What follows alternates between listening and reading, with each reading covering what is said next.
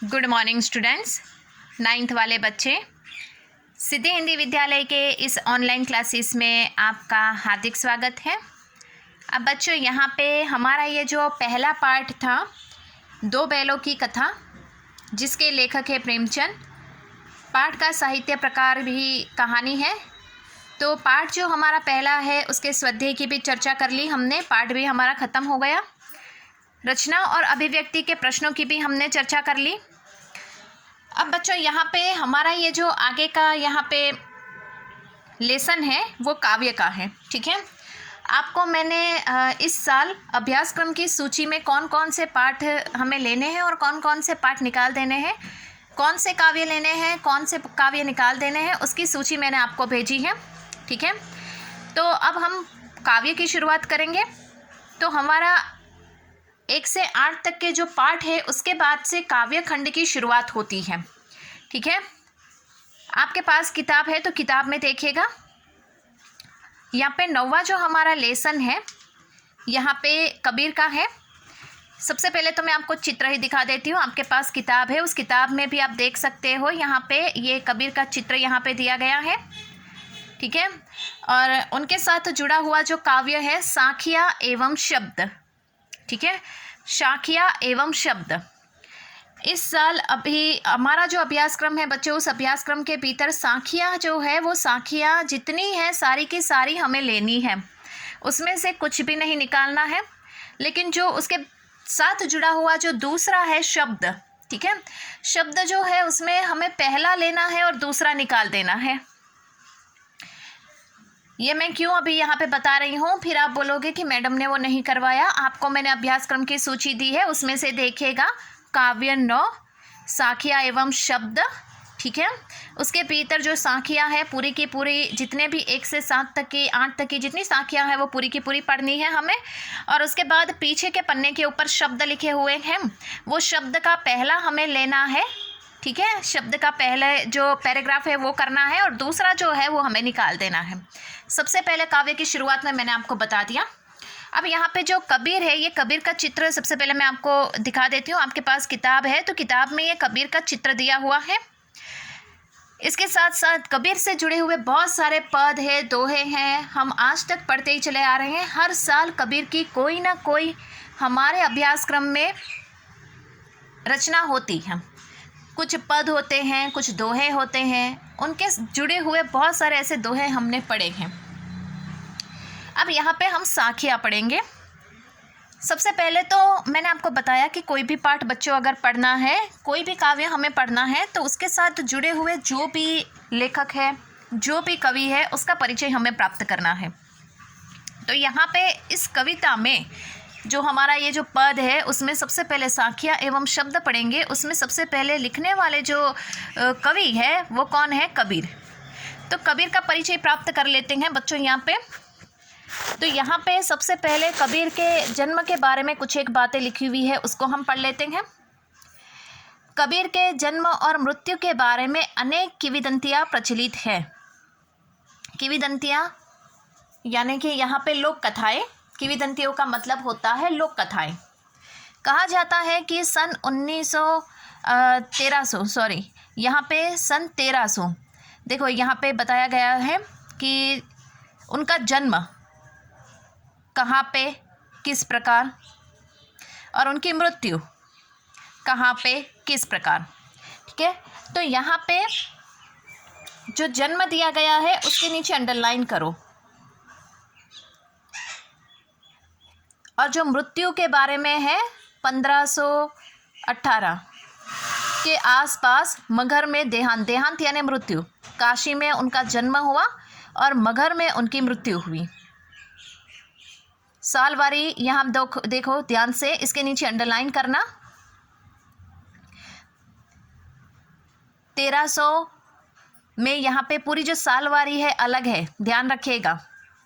1500 फिर नहीं हो जाना चाहिए, क्योंकि कभी कभी ऐसा होता है लिखने में हम गड़बड़ी कर देते हैं।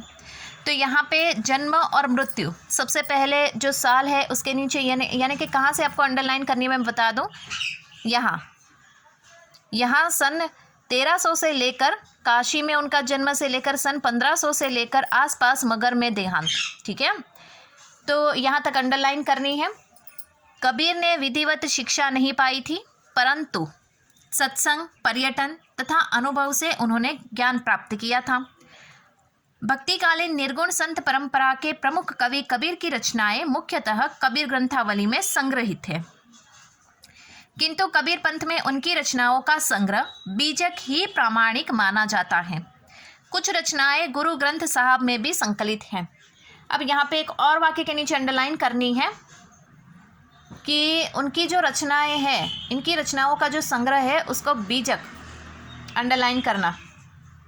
ये उनके किताब का नाम है जिसमें बहुत सारी उनकी रचनाएं छपी हैं, और ये कबीर ग्रंथावली जिसमें बहुत सारी उनकी रचनाएं, ये 2 किताबें हैं, कबीर ग्रंथावली और बीजक। ठीक है, अब यहाँ पे सबसे पहले बता दूं कि कबीर के जीवन को लेकर किंवदंतियाँ यानी लोक कथा है। सबसे पहले तो मैं आपको ये लोक कथा कौन सी है वो मैं बता दूं। ठीक है, 11वीं में भी कबीर से रिलेटेड ही काव्य चल रहा है, तो यहाँ पे 9th में भी कबीर से रिलेटेड ही सबसे पहला काव्य है। तो मैं आपको बता दूं कि कबीर जो है, कबीर को लेकर, उनके जन्म और मृत्यु को लेकर किंवदंतियाँ यानी लोक कथा है। ये लोक कथा ऐसी है कि कबीर को जन्म देने वाली एक विधवा ब्राह्मण है, जो लोगों के समाज से और अर्थात दुनिया से, लोगों से उसको डर था कि कबीर किस प्रकार से समाज में इस तरह से कबीर को स्वीकार करना, इस बच्चे को स्वीकार करना। तो उसने क्या किया, यहाँ पे कबीर का त्याग कर दिया, अर्थात उनको एक तालाब के किनारे छोड़ दिया। वहाँ से एक जुलाहा दंपति गुजर रहे थे, नीरू और नीमा। ठीक है, जुलाहा दंपति गुजर रहे थे, वो निसंतान थे, अर्थात उनको कोई संतान नहीं थी। ये जुलाहा दंपति के नाम है नीरू और नीमा। तो दोनों वहाँ से गुजर रहे थे, उन्होंने किसी बच्चे की रोने की आवाज़ सुनी, जाकर उन्होंने देखा तो वहाँ पे एक बच्चा था। यहाँ पे जुलाहा दंपति ने उस बच्चे को उठाया और उस बच्चे की माँ को ढूंढने की बहुत कोशिश की, लेकिन उसकी माँ नहीं दिखी। आखिरकार यहाँ पे जुलाहा दंपति ने इन बच्चे को गोद ले लिया और उसके पालन पोषण किया, उसको ख्याल रखा, उसको बड़ा किया। यहाँ पे कबीर, आगे चलकर कबीर को अपने जीवन में रामानंद नामक गुरु मिले, जिन्होंने उनको यहाँ पे ज्ञान दिया। कबीर के पास जितना भी ज्ञान है वो सब उन्होंने सत्संग, पर्यटन और अनुभवों के हिसाब से उन्होंने कमाया है, अर्थात उन्होंने कोई विधिवत शिक्षा प्राप्त नहीं की। वो हमारी तरह बस्ता लेकर स्कूल में नहीं गए थे पढ़ने के लिए। लेकिन यहाँ पे बताया जाता है कि कबीर ने जो ज्ञान प्राप्त किया वो किसके हिसाब से किया, सत्संग के आधार पर। अपने गुरु रामानंद ने उनको बताया, पर्यटन यानी घूमकर जगह जगह जाकर उन्होंने ज्ञान प्राप्त किया, अपने जीवन में अनुभवों के द्वारा उन्होंने ज्ञान प्राप्त किया। ठीक है, कबीर की जो पत्नी, उसका नाम है लोई। कबीर की पत्नी का नाम लोई है, और कबीर के आगे चलकर 2 संतान होते हैं, एक लड़का और एक लड़की। तो इस प्रकार से यहाँ पे कबीर के जीवन की बातें हैं।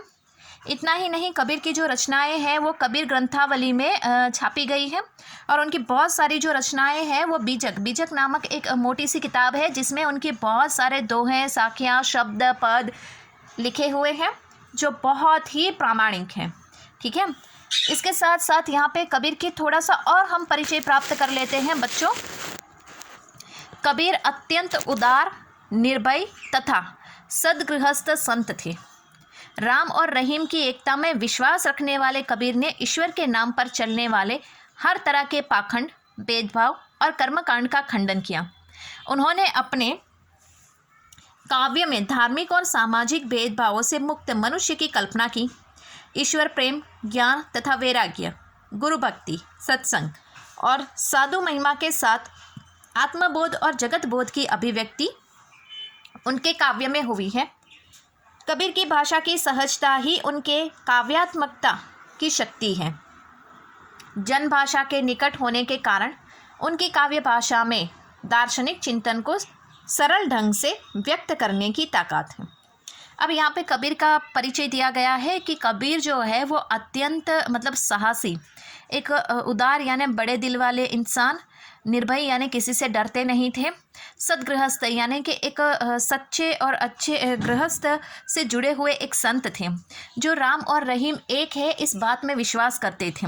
उन्होंने देखा कि समाज में क्या हो रहा है, जो पाखंडी धर्मगुरु है ये क्या कर रहे थे, ईश्वर के नाम पे अर्थात यहाँ पे भगवान के नाम पे ये खुदा अल्लाह के नाम पे लोगों को उनके दिमाग में गलत बातें डाल रहे थे।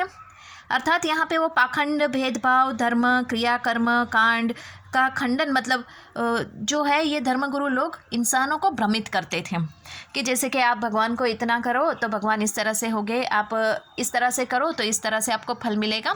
तो लोगों को इस तरह से वो गुमराह करते थे। तो कबीर ने ये देखा और उनकी बातों का खंडन करना शुरू कर दिया। उन्होंने अपने काव्य में यहाँ पे बताया कि ईश्वर प्रेम, ज्ञान तथा वैराग्य, गुरु भक्ति, सत्संग, साधु महिमा के साथ आत्मबोध और जगत बोध की अभिव्यक्ति उनके काव्य में मिली है। अर्थात यहाँ पे ईश्वर के प्रति स्नेह कैसा होता है, ईश्वर के साथ हमारी भक्ति कैसी होती है, गुरु भक्ति का महत्व क्या होता है, इतना ही नहीं साधु की महिमा किस प्रकार से होती है, ये सारी बातें उन्होंने अपने काव्य में प्रस्तुत की। कबीर के जो काव्य है वो जनमानस के तक पहुंच सके। कबीर के दोहे, साखिया, शब्द, पद ये जनमानस अर्थात हम लोगों तक पहुंच सके और दुनिया अपनी आंखें खोले, लोग ये सोचे कि सच्ची साधु महिमा क्या होती है, सच्ची ईश्वर भक्ति क्या होती है, ज्ञान तथा वैराग्य क्या होता है, इसके साथ साथ ईश्वर प्रेम क्या होता है, ये सारी बातें जनमानस जान सके। इसके लिए उन्होंने यहाँ पे काव्य की एक सुंदर सी दार्शनिक चिंतन करते हुए हमारे सामने सुंदर से ऐसे दोहे रखे जिसको हम गा भी सकते हैं, साखिया, पद, ये सब का निर्माण किया उन्होंने। तो बच्चों आज हमने इस वीडियो में जो आने वाला हमारा जो 9वां लेसन है अर्थात जो काव्य है उस काव्य का परिचय हमने यहाँ पे प्राप्त करेंगे। लेकिन काव्य का सारांश जानने से पहले हम कबीर का परिचय प्राप्त कर रहे हैं। आज के इस वीडियो में यहाँ तक देखते हैं। आगे के वीडियो में इससे आगे हम कबीर का परिचय प्राप्त करेंगे और काव्य का सारांश मैं आपको बताऊंगी। तब तक के लिए थैंक यू।